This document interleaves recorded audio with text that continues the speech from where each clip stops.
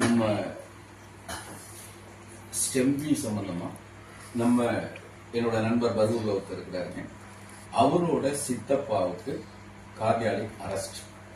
போய் நாராயண ஐடியாவில் போய் கன்சல்ட் பண்ணிட்டு நீங்க as soon as possible நீங்க ஆப்ரேட் பண்ணி ஆகணும், ஆஞ்சியோ ஃபிக்ஸ் பண்ணணும் அப்படின்னு சொல்லியிருக்கிறாங்க. அவரு அர்ஜென்ட் வேலை நிமித்தமா அசான் போய் ஆகணுங்கிற சூழ்நிலை. என்னை ஒசூர்ல சந்திச்சாரு. போகும்போது அவர் கார்ல பேக் சீட்ல படுத்துக்கிட்டு தாங்க போனார். அவருக்கு ஒன்னு ஸ்டெம்பி மட்டும் கொடுத்தேன். அவர் போயிட்டு ரிட்டர்ன் டெய்லி 2 வேளை எடுத்துக்க சொன்னேன். காலையில ஒரு வாட்டி, சாயந்தரம் ஒரு வாட்டி. அதை எடுத்துக்கிட்டு அசான் போயிட்டு அங்கேருந்து முடிச்சுட்டு 12வது நாள் திரும்பி வந்தார். கையில ஒரே ஒரு பாக்கெட் மிச்சம் வச்சுட்டு எடுத்துட்டு வந்தார். சார் இம்மீடியட்டா எனக்கு இந்த ப்ராடக்ட் வேணும் அப்படின்னு கேட்டாரு. கொண்டு போய் கொடுத்தேன்.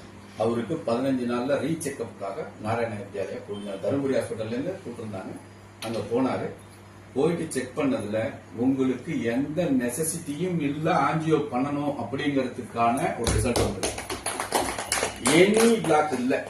அதுவும் பிளாக் எங்க இருந்துச்சுன்னு அவங்க சொன்னது மேக்ரோ நர்வஸ் சிஸ்டம். ஆப்ரேட் பண்ண முடியாது சார், ஆஞ்சியோ மட்டும் தான் பிக்ஸ் பண்ண முடியும்.